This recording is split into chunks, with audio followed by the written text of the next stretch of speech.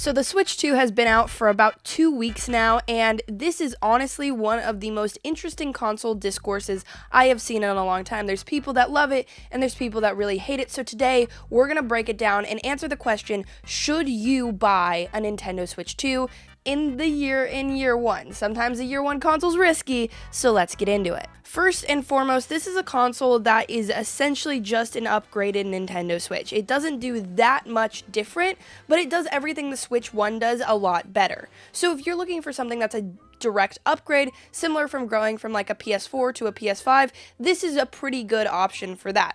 However, if you want something that is very different, think like GameCube to Wii, this is probably going to be a little bit different for you. So it really depends on what you're looking for in a system.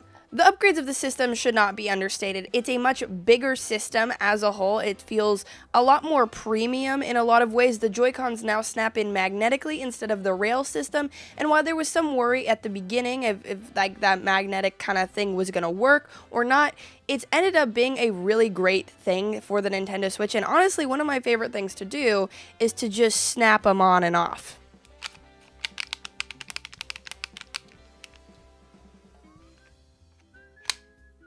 Anyways, it's a lot of fun, and it makes the system feel very premium. It can also now output to 4K 60, or you can go 1080p 120, which is crazy, and it's just going to depend on like what games take advantage of that, but the fact that the system itself has that ability is really, really important, and I think is going to make the system have a lot more, I guess, longevity than something like the original Switch. A big point of contention is the price point here. $450 is more than a lot of people anticipated the system was going to sell for. Personally, I thought they were going to go for something like $400, but honestly, with all the upgrades they have here, this system feels more in line with something like a Steam Deck or a ROG Ally, and considering how those consoles are priced, this one I don't think is that far off.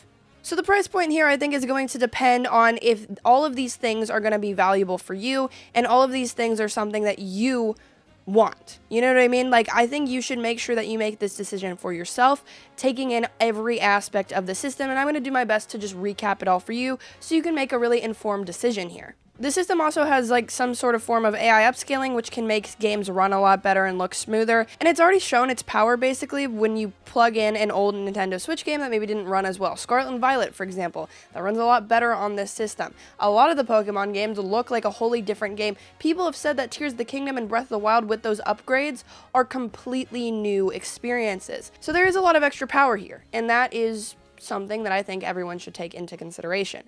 Now, the accessories for the system are kind of expensive, you know. The Joy-Cons are like $95 to get another pair, which is a lot.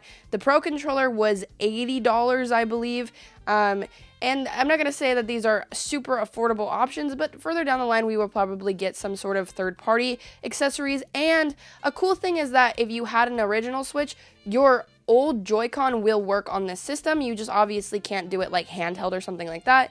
But if you're just trying to play with somebody and you need an extra pair of controllers, that is an option for you. And they also support, obviously, the old Pro Controller, which is really nice as well. Not to get too far into the accessories, but the main two are the new Pro Controller and the camera. The camera, I honestly had kind of a lot of fun with, but you don't have to buy the Nintendo one. You can get any USB camera and plug it in if you want those features. If not, they're not a must-have. It was just kind of fun in Mario Kart World. I could have done that.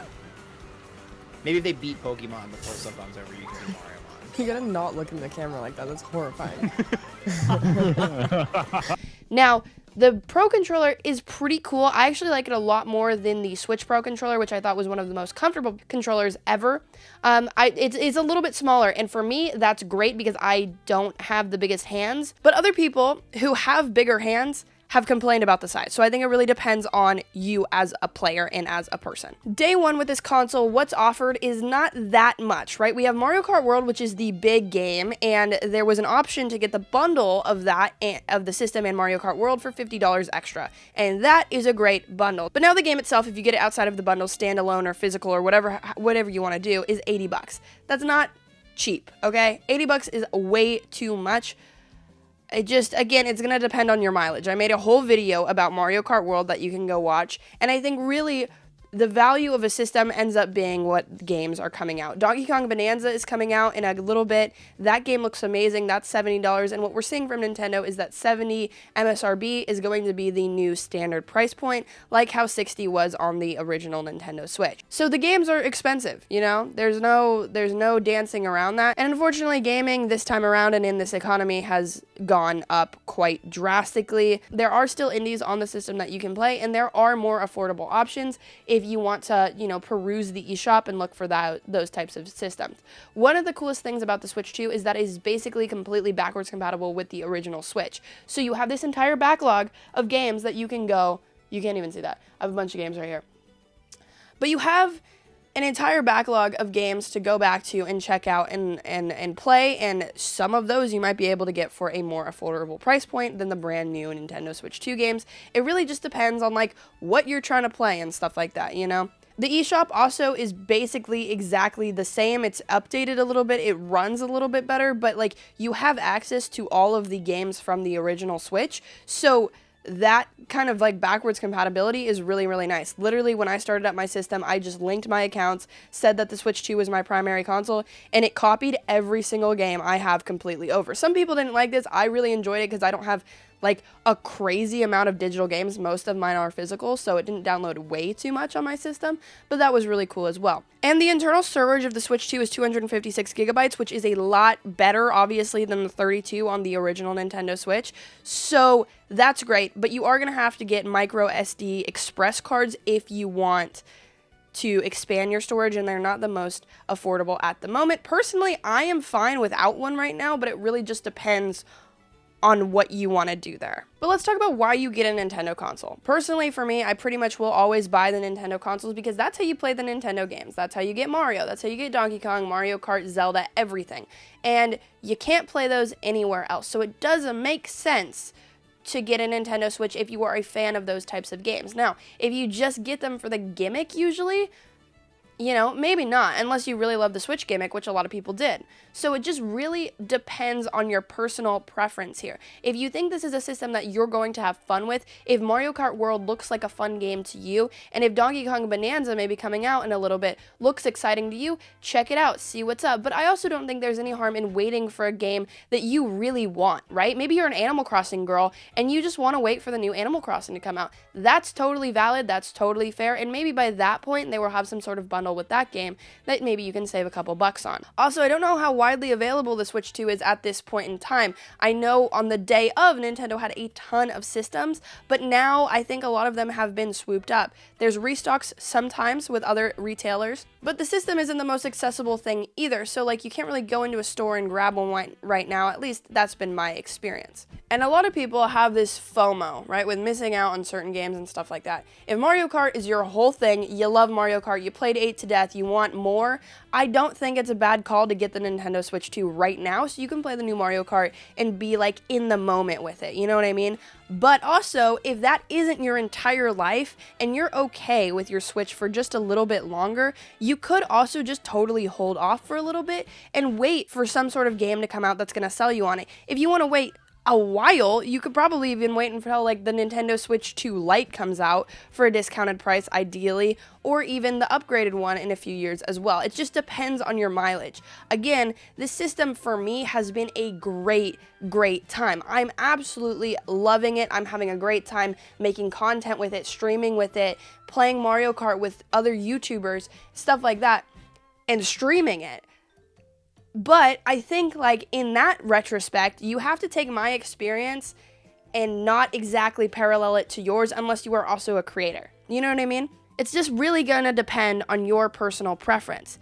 If we're talking price point again, it's close in price to something like a PlayStation 5 or an Xbox Series X, so you could also weigh if the Switch 2 is worth it more so than those consoles in your head, right? So if you are in between, if you just want something to game on right now, look at all of the different options. You can get a PlayStation 5 for $500. You could get an Xbox Series S even for like, I got mine for like $299. I don't think they're that cheap anymore, but you can get an Xbox Series S for like $400, I think, as well. You could also do a PC, you know, there's other options. If you really don't want to get into it too much and you're fine with your original Switch, games are still coming out for that system. We have Tomodachi Life, new Tomodachi Life, or is it Tomodachi Life 2? That's coming out next year. You still have games on that system that will be coming out, and that system is going to be supported by Nintendo for a while. They understand that they have quite a big install base there that they don't just immediately want to abandon. And the beauty about that is that maybe you stick with the Switch 1 for a while, you get those games. Once you upgrade to the Switch 2, all of those games are completely backwards compatible, unless you're, trying to play something like Ring Fit that's very specific on the Joy-Con structure, but it works, I've really enjoyed the system. I've really enjoyed playing Mario Kart, but even then, I feel like I'm getting a little bit fatigued on just Mario Kart World. It's a great game. There's a lot to do. There's tons of shortcuts. There's a lot to master in that game, but going between that and something else would be really nice. So I'm really looking forward to Donkey Kong Bonanza coming out, and I had to get it for Donkey Kong Bonanza because Donkey Kong is like my favorite franchise ever, and to see him come back in 3D, that's like a big deal for me, but I don't think that's the case for everyone out there, right? If you see Donkey Kong Bonanza, you think it looks amazing, and that's going to push you to get the Switch 2, do that. But I also think there's no harm in just, like I said, waiting for a game to convince you to get the system. Because if you continue to buy Switch 1 games and play stuff like that, and you have a Switch 1 or whatever, no harm, no foul. You come over, eventually all your games work, bada bing, bada boom, you're good to go. But the Switch 2 has been a really cool system so far. I've had a ton of fun with it. I've also been messing around quite a bit with the GameCube Online service, and it's super cool. Soul Calibur Mogs, you guys, it's so good. I've been playing as Link, and you absolutely whoop ass as Link. He's so good. And then also, the fact that Wind Waker's finally here is super exciting. I think Switch Online is honestly great for, younger people that maybe didn't grow up with those games that just want to experience them because you've heard whatever YouTuber yap about it for years and years. That's why I got into them, and then I, am now, going through the whole backlog of Nintendo in that way. So I've gotten a lot of hours of enjoyment out of that as well. And I think just sticking in the Nintendo ecosystem for me makes sense because those are the types of games I like to play. Those are the types of games I enjoy. And that's coming from someone who has a PlayStation and an Xbox as well. It's just and I have a PC, but the Switch is just always going to be my preferred way to play because of the games, honestly, at the end of the day. But again, your mileage is going to vary. It's going to depend on what you want. So think about if you want an upgrade hardware-wise from the original Switch. If you never even got the original Switch, the Switch 2 could totally be worth it because you have this entire huge backlog of games to go back on, right? You're not just playing Mario Kart World right now. You could be playing anything from the original Switch library. That could be awesome. But again, it's going to depend. Do you like those types of games? Do you want to play Pokemon? Do you want to play these Nintendo specific games? Because third parties on the system are at this point cheaper on most other platforms, and sometimes they still run better. So do you like Nintendo games? That's the question you have to ask yourself, and then assess, is an upgrade worth it? Do you want to wait for a specific game to come out for you to jump ship and grab the Switch 2? That's okay. Nobody's complaining. Nobody's upset at you. Do what you want to do. This is a very personal decision. Don't let FOMO lead the charge here. Think about this logically as to how this purchase would serve you, right?